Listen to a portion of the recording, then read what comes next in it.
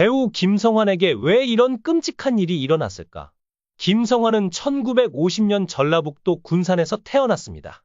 부모님의 첫 아들로 태어난 그는 어머니가 8명의 자녀를 낳는 동안 건강이 악화되어 당시의 의료 기술로는 회복할 수 없어 40대 초반의 나이에 세상을 떠나셨습니다. 고등학교 1학년 때 어머니를 잃은 김성환은 새어머니와 함께 살며 대입을 준비했지만 대학에 합격하지 못했습니다. 아버지는 8명의 자녀를 모두 대학에 보내기는 어려웠지만 첫째 아들만큼은 꼭 대학에 보내겠다는 의지를 보이며 김성환을 서울의 재수학원에 보냈습니다. 김성환은 학원에서 열심히 공부했지만 탤런트가 될 생각은 없었습니다. 그러던 중 친구의 제안으로 동양방송 탤런트 공채 시험에 지원하게 되었고 그는 종로에서 본 약장수와 뱀장수의 흉내를 내어 심사위원들의 주목을 받았습니다. 결국 수많은 지원자 중 최종 12명에 선발되어 연기자의 길을 걷게 되었습니다. 하지만 당시 김성환은 부모님께 이 사실을 알리지 못했습니다. 장남으로서 부모님의 기대가 컸기 때문에 연기자가 되겠다고 말씀드리기가 부담스러웠던 겁니다. 그래서 데뷔 후 3년 동안 부모님 모르게 활동을 이어갔습니다. 모든 사실이 드러났을 때 아버지는 크게 실망하시며 내려가 농사를 지어라 라고 말씀하셨습니다. 하지만 김성환은 배우의 길을 포기할 수 없었고 결국 이 길을 계속 걷기로 결심했습니다. 초기에는 정말 어려운 시기를 겪었습니다. 출연료가 너무 적어 생활비를 벌기 위해 여기저기 뛰어다녀야 했습니다. 그는 시체 역할부터 포졸, 인민군, 거지 등 어떤 역할이든 맡아야 했습니다. 단역이라도 무조건 해야만 했기 때문이죠. 하지만 잘생긴 외모에도 불구하고 강한 사투리 억양 때문에 주인공 역할을 맡지 못해 무명 시절이 계속되었습니다. 그러던 중 그는 군에 입대하게 되었고 군대에서 사투리를 고치기 위해 많은 노력을 기울였습니다. 전국 각지에서 온 친구들과 대화하며 다양한 말투를 배우고 이를 연기에 활용할 수 있다는 자신감을 가지게 되었습니다.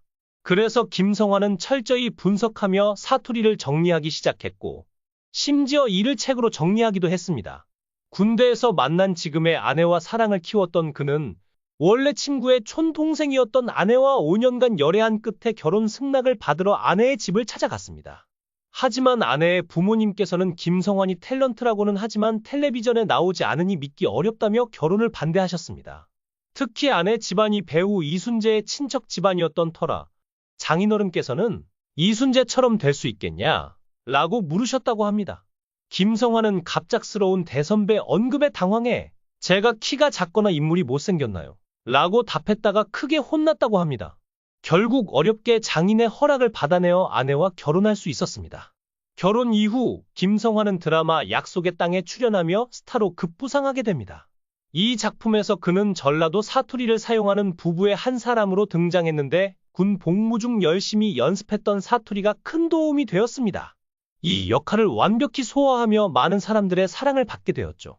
비록 이름을 알리긴 했지만 방송사에서 지급한 출연료만으로는 생계를 유지하기 어려웠습니다.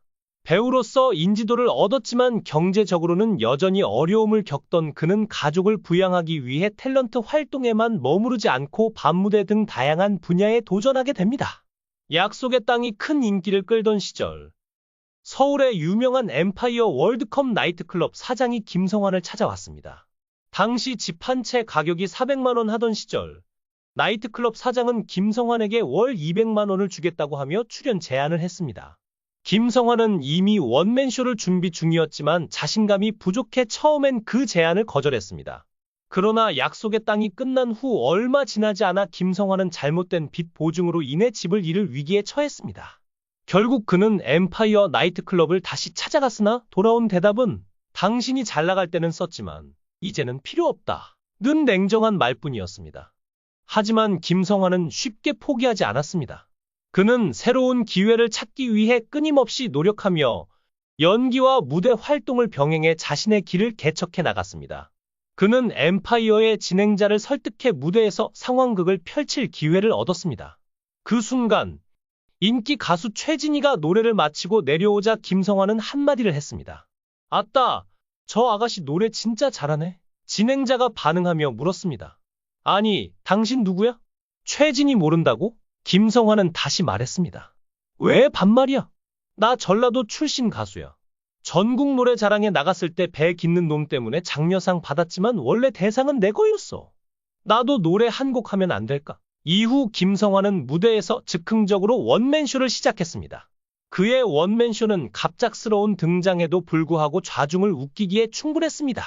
사람들은 너무 즐거워서 배꼽을 잡고 웃었고, 이 공연은 그의 새로운 전환점이 되었습니다. 김성환은 연기자로 시작했지만 그의 열정은 끝을 몰랐고 다양한 분야에서 성공을 이루었습니다. 특히 전라도 사투리로 노래를 개사해 부르면서 대박을 쳤고 밤무대의 황제라는 칭호를 얻게 되었습니다. 연기자로 활동을 시작한 그는 노래 실력을 더해 KBS 가요 무대에도 출연하며 트로트를 비롯한 다양한 분야에서 입지를 다졌습니다. 심지어 라디오 DJ로 변신해 30년 동안 라디오 프로그램을 진행했고 20년 동안 MBC TV 고향이 좋다에서도 활약하며 다양한 분야에서 활동을 이어갔습니다. 거기서 멈추지 않았습니다. 김성환은 53세에 대학에 진학해 석사 과정을 마친 후 박사 과정까지 밟았으며 그의 성실함에 학교 동료들마저 감탄했습니다. 이러한 꾸준함 덕분에 그는 노인의료나눔재단의 이사장으로 활동하며 한국방송연기자협회 이사장으로도 활약했습니다. 김성환은 고향에 대한 깊은 애정을 품고 있었습니다. 어린 시절 부모님이 팔남매를 부양하기 위해 고향의 논밭을 모두 팔아야 했던 것을 보고 마음 아파했던 그는 나중에 부모님께 효도하는 방법은 그 논밭을 되찾는 것이라고 여겼습니다. 그래서 돈이 생길 때마다 하나씩 사들이기 시작했고 결국 군산에 3만 평의 땅을 소유하게 되었습니다. 이처럼 김성환은 배우로서뿐만 아니라 다양한 분야에서 뛰어난 성과를 이루며 인생의 도전을 멈추지 않았습니다. 김성환은 동료들을 챙기는 마음도 각별했습니다. 어려운 시기를 겪고 있던 송대관이 10억 원이 필요하다고 했을 때 아무 조건 없이 그에게 10억 원을 빌려주었습니다. 또한 친한 동료인 김은기 여배우가 세상을 떠났을 때에도 빈소를 찾아가 깊은 조의를 표했습니다. 김성환 씨는 제주도에 한 번도 가본 적이 없다고 합니다. 이는 그가 얼마나 바쁘게 살아왔는지를 보여주는 일화입니다. 드라마, 라디오 방송 진행, 협회 활동까지 맡으며 개인적인 시간을 가질 틈이 없었다고 합니다. 그런 삶을 살아온 그는 자식들이 자신처럼 열심히 살기를 바랐습니다. 김성환 씨의 아들 김도성 씨는 오하이오 주립대학교에서 공부하던 인재였습니다. 그러다 어느 날 갑자기 한국으로 돌아와 연기자가 되겠다고 선언했는데요. 김성환 씨는 아들의 결정을 염려하며 방송계의 어려움을 설명했지만 결국 자식이 자신의 길을 스스로 선택하도록 두기로 했습니다. 아들은 KBS 탤런트 공채 시험에 응시했으며 김성환 씨는 심사위원으로서 아들의 연기를 보고 마음 아팠지만 공정하게 심사한 끝에 1차에서 탈락시키고 말았습니다. 아버지로서 정말 힘들고 가슴 아픈 선택이었을 것입니다. 김성환의 인생은 다사다난하면서도 감동적입니다. 배우로서 성공하기 위해 얼마나 많은 노력과 고난을 견뎌냈는지를 알게 되면 그 이야기가 가슴 아프면서도 동시에 놀라움을 줍니다. 실력이 없으면 배우로 살아남을 수 없다. 는 말처럼 김성환은 연기에 있어서 타협하지 않았습니다.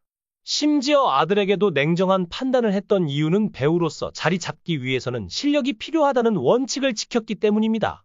연기, 노래, 방송 진행, 그리고 사회 활동 등 다양한 분야에 자신의 모든 시간을 쏟아부은 결과 지금의 김성환이 존재할 수 있었습니다. 다음 영상에서 더 좋은 이야기로 다시 찾아뵙겠습니다. 지금까지 함께해 주셔서 감사합니다. 행복한 하루 되세요.